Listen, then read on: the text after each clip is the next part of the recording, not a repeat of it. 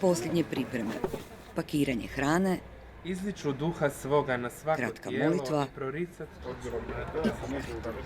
Pješice kroz grad do mjesta gdje svoje preduge noći provode riječki beskućnici.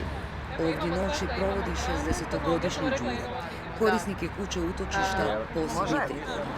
Volonter mu kaže, život znači. Donesu nešto, to je 100%. Mene je dobro da su tu. Đuro je tek jedan od mnogih korisnika kuće utočišta, točnije njih 120. Oni doručkuju, ručaju i večeraju, kupaju se, dobiju psihološku pomoć i onu liječničku. Inače imamo trenutno akciju Utorak na ulici, ali to je naša redovitost već 3. godinu za redom. Tim de Pol izlazi na ulici i traži potrebite grada Rijeke, nosimo im topli obrok, potrepštine, odjeću, obuću i slično, obilazimo ih.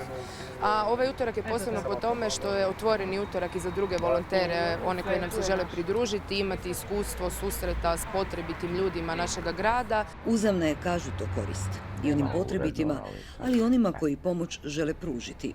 Biba je počela volontirati prije 3 godine. Bilo je nešto poticajno u tome kad sam ušla i nakon toga više nisam izašla. Svaki dan je bio sve ljepši. Upoznavala sam ove ljude koji postaju ti prijatelji.